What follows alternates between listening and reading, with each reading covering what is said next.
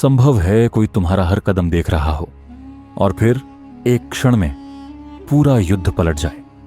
सोचो, सूर्यास्त होने में कुछ ही क्षण बचे हों और अगर अगले 2 मिनट में एक योद्धा मारा नहीं गया तो स्वयं अर्जुन को अपने प्राण देने होंगे, और वो भी उस महायुद्ध के बीच।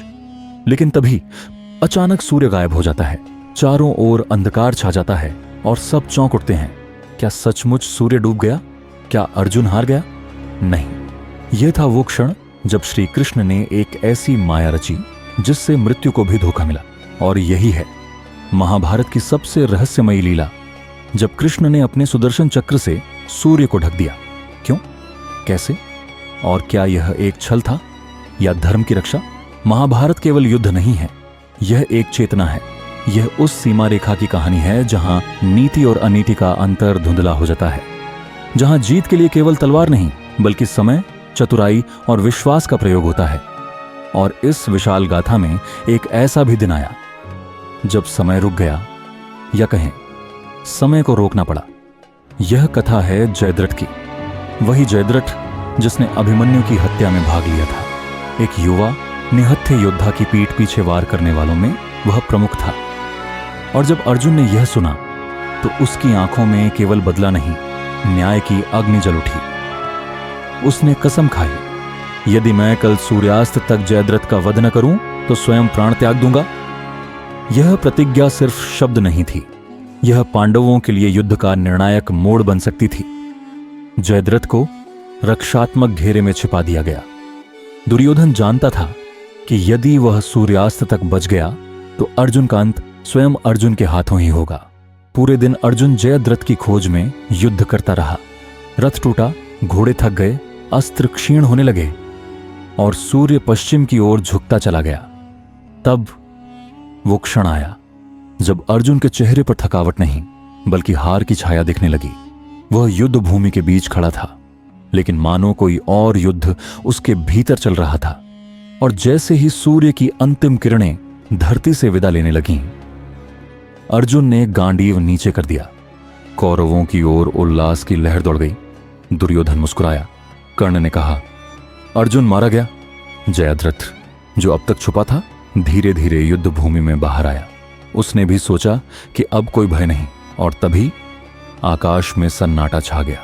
अंधकार फैल गया। शंखनाद रुका नहीं, पर प्रकाश चला गया। सूर्य गायब हो गया। यही वो पल था जब श्री कृष्ण ने अपना सुदर्शन चक्र उठाया था। वह चक्र जो केवल शत्रु के सिर काटने के लिए नहीं बल्कि सत्य के लिए काल बन सकता था। उन्होंने चक्र को आकाश में घुमाया और सूर्य को ढक दिया। ऐसा लगा जैसे रात्रि अचानक ही आ गई हो। कौरवों ने समझा संध्या हो चुकी है। अर्जुन की प्रतिज्ञा अधूरी रह गई और अब उसे अपने प्राण देने होंगे। जयद्रथ अब पूरी तरह युद्ध भूमि में बाहर आ गया, शांत और निडर। लेकिन ठीक उसी क्षण श्री कृष्ण ने मुस्कुराते हुए अर्जुन की ओर देखा और कहा, अब अर्जुन समझ चुका था। उसने फिर से गांडीव उठाया। अब उसके सामने न समय बाधा था, न रणनीति की दीवार। जयद्रथ सामने था और सूर्य अभी अस्त नहीं हुआ था। श्री कृष्ण ने सुदर्शन चक्र को वापस बुलाया। प्रकाश लौट आया। जयद्रथ के चेहरे पर जो आत्मविश्वास था वह अब डर में बदल गया। समझ आ गया कि जो हुआ वह माया थी, एक दैवी योजना। लेकिन अब बहुत देर हो चुकी थी। अर्जुन ने ब्रह्मास्त्र का संधान किया और एक ही बाण में जयद्रथ का सिर काटकर उसे उसके पिता की गोद में पहुंचा दिया। यह मात्र एक युद्ध नहीं था, यह वह क्षण था जब अधर्म को उसके ही विश्वास ने धोखा दिया और धर्म ने बिना किसी नियम को तोड़े विजय प्राप्त की। अब एक सवाल उठता है, क्या यह छल था? क्या भगवान श्री कृष्ण ने धर्म की रक्षा के नाम पर एक भ्रम रचा? नहीं, यह छल नहीं, लीला थी। क्योंकि जब अधर्म खुद नियमों की हत्या कर दे तो उसे हराने के लिए दैवीय बुद्धि ही आवश्यक होती है।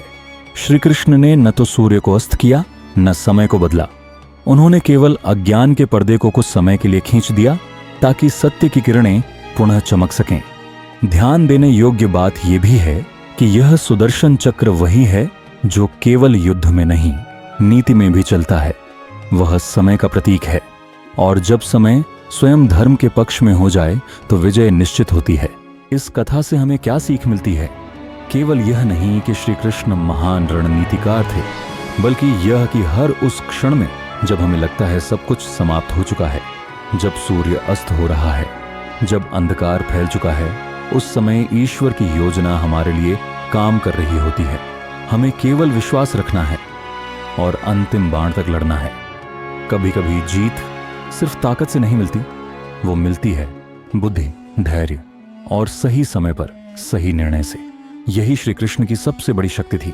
अगर ये कथा आपके हृदय को छू गई हो और आप चाहते हैं कि ऐसे और भी रहस्यमयी, रोमांचक और आध्यात्मिक दृष्टि से समृद्ध पौराणिक प्रसंग आप तक पहुंचते रहें, तो इस वीडियो को लाइक करना न भूलें और हमारे पेज को फॉलो करें।